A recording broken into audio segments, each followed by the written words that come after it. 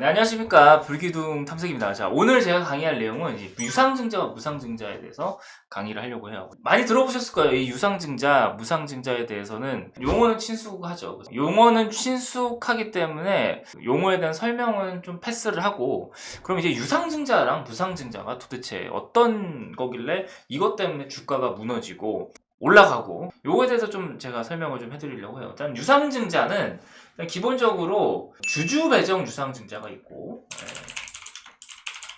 그리고 제3자 유상증자가 있어요. 제3자 유상증자.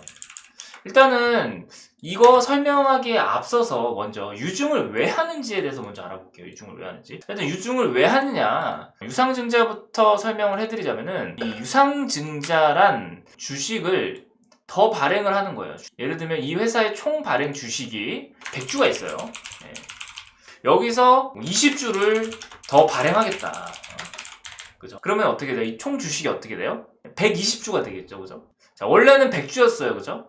근데, 자, 시가총액이라고 많이 들어보죠. 시가총액. 시가총액이라는 건 뭐죠? 총 주식 수 곱하기 주가예요. 총 주식 수 곱하기 주가란 말이죠. 그죠? 근데 유상증자를 한다고 해서 시가총액이 늘어나나요? 시가총액은 그대로입니다. 시가총액이 늘어나지 않아요. 그러니까 주식 수가 많아지기 때문에, 예를 들어서 얘가 100주에 100원짜리 주식이에요. 그러면은 이 주식은 시가총액이 10,000원이 되는 거예요. 그죠? 10,000원이 되는데 100원에다가 주가는 그대로고 이게 10,000원이에요. 그죠? 10,000원인데 얘가 120주가 돼버렸어요. 그죠? 120주가 돼버렸으면 이게 10,000원이 되려면은 얘가 어떻게 돼요? 떨어져야겠죠? 맞죠? 10,000원 나누기 120원 하면은, 그죠? 83원이 돼요. 83원. 그죠? 그래서 유증을 하면은 주가가 빠지는 거예요. 왜냐면 시가총액이 그대로인데, 그러면 이제 이게 100원에서 83원이 되는 거예요. 떨어지는 이유는 이제 이해가 되셨죠? 그러니까 이 주식의 시가총액이라는 거는 이 주식의 가치겠죠. 이 기업의 가치. 그러니까 이 기업의 가치는 총 주식수 곱하기 주가로 결정이 됩니다. 근데 총 주식수가 늘어난다라고 하면은 어쨌든 시가총액이 그대로 있고, 요게 바뀌면은 주가가 바뀌게 되죠. 그러면 이게 83원이 돼야 얘가 10,000원이 되기 때문에 주가가 빠지는 거예요. 그죠? 자, 이래서 유증을 하면은 주가가 빠지는 겁니다. 그래서 요거 자체는 어떻게 보면 악재입니다. 근데 이 유상증자에도 두 가지가 있어요. 두 가지. 주주를 상대로 유상증자를 때리는 거예요. 그건 이 얘기는 뭐냐면은 총 주식이 100주인데 내가 20주를 발행을 하겠다. 20주를 주주들, 그러니까 이 100주를 갖고 있는 주주들한테, 야, 이거를 니네가 좀 나한테 돈을 줘가지고 요거를 좀 사줘. 이렇게 되는 거예요. 그러니까 이건 악재가 되는 거죠. 그죠? 그러니까 이거 주주들은 뭐예요? 아, 뭐야, 나는 돈을 더 줘야 되는 거잖아, 이 기업에. 그러니까 이게 악재가 되는 거예요. 이렇게 주주 배정 유증을.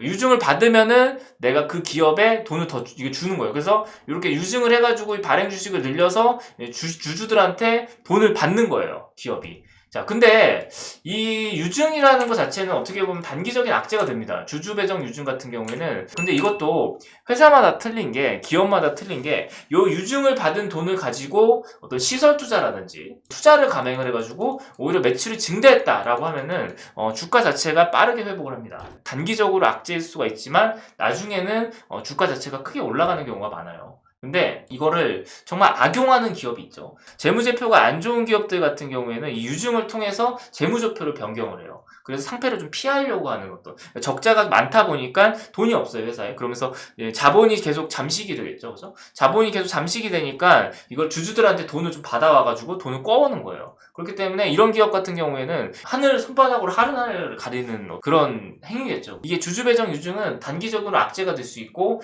중장기적으로는 악재냐 아니냐는 회사가 하는 거기에 따라 달라질 수가 있어요. 그래서 일단 주주배정 유증이 나왔다라고 하면 일단은 내 주가가 빠지니까, 자, 악재라고 보시면 돼요. 그죠? 자, 그리고 제3자 유증을 했다. 요거 많이 들었죠. 제3자 유증. 자, 이거 하면 날라가죠, 주가가.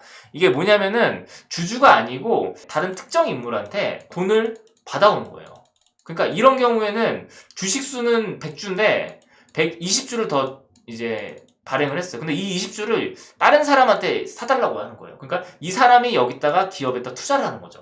그러니까 시가총액이 늘어나요. 왜냐? 이 돈 자체가 들어오는 거니까. 그래서 3자 유중이 들어오게 되면은 보통 호재로 인식을 하고 주가가 날아가는 겁니다. 그죠? 제3자 유중 같은 경우에는 다들 호재라고 하면서 막 점상도 가고 상한가도 가고 그러죠. 그죠? 그래서 뭐 제3자 유중이 특히나 이제 얼마 전에 뭐 기업 같은 경우에도 그죠?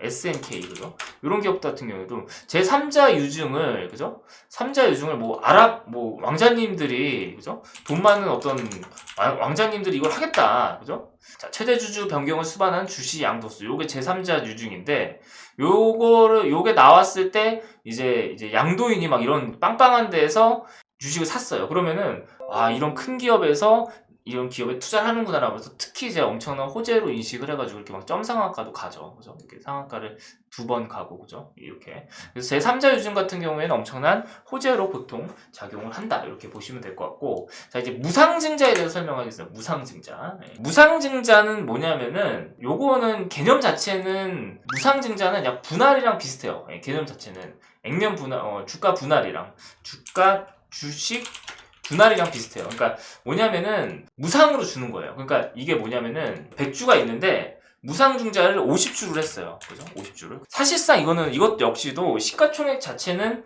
변하는 게 없어요. 대신에 요거는 하면은 이제 주가 자체가 다운이 돼요. 그러니까 어떻게 보면 좀 유동성 자체에서는 좀 이득이 발생은 할 수 있어요. 근데 이게 뭐냐면은 내가 만약에 이 기업이 100주가 있는데 50주를 무상증자를 하겠다라고 하면은 내가 만약에 한 주를 갖고 있으면은 한 주를 더 주겠다라는 거예요. 자, 내 계좌에 한 주에 10,000원짜리 어떤 종목이 한 주가 더 들어온다 라고 하면은 10,000원짜리가 더 들어오는 게 아니고 어떻게 되냐면 이게 5,000원으로 바뀌어요. 5,000원으로 바뀌고 5,000원짜리가 들어오는 거예요. 이렇게.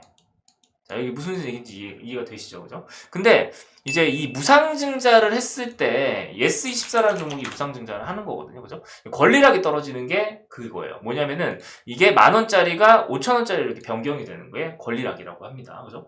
요게 떨어지는데 보통 이제 무상증자를 하게 되면은 뭐 상한가도 가고 그래요. 근데 이거는 사실상 뭐 기업의 어떤 가치라든지 뭐 이런 거에는 뭐 제가 봤을 때는 이 약간 좀 이게 그 관행이라고 해야 되나? 사실 무상증자라는 게 어떻게 보면 조삼모사거든요. 왜냐면은 이게 내가 5,000원짜리를, 그러니까 10,000원짜리가 5,000원짜리 2주가 되는 거잖아요. 그죠?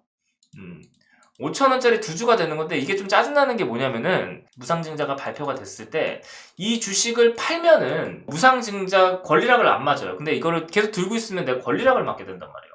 그러면은 내 계좌가 괜히, 이제 무상증자 권리락을 받았을 때, 예를 들어서 예스24를 좀 예를 들어볼게요.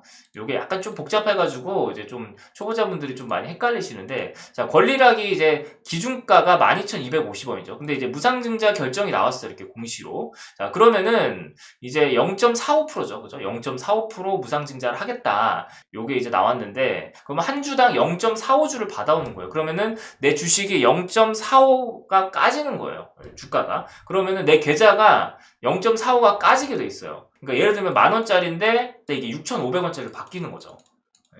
6,500원짜리를 바뀌고 나머지 4,500원은 어디 가냐? 4,500원은 나중에 이게 입고가 된다라고 해요. 권리락 CC가 5월 28일날 권리락이 됐죠. 이게 입고가 되는 날짜가 있어요. 그 날짜에 이 4,500원짜리가 들어와요. 내가 결국에는 6,500원짜리 이 당시에 그죠? 이 당시에 내가 6,500원짜리로 바뀌었어요. 그럼 내가 이제 괜히 이제 마이너스 45%가 맞는 거잖아요. 그죠? 지금 같은 게 마이너스 30%가 때려 맞았죠. 이렇게. 그래서 마이너스 45%를 맞았는데 요게 마이너스 45%의 계좌에 찍혀 있어요. 근데 내가 이걸 지금 팔아도 나중에 이게 들어오기 때문에 상관없어요. 나중에는 이게 들어와서 4,500원짜리가 똑같이 들어오기 때문에 내 계좌의 예수금 자체는 변동성이 없어요. 근데 무상증자가 들어왔을 때 이 6,500원이 7,500원으로 올라요. 그럼 어떻게 돼요? 내가 결국에는 한 주에 1,500원씩 남기는 거예요. 그래서 요때 팔아도 그러면 이제 마이너스 30%가 되겠죠. 마이너스 30% 찍히고 내가 손절을 하더라도 나중에 이 45%가 들어오기 때문에 결국엔 내가 플러스 15%가 되는 거예요. 내 계좌는.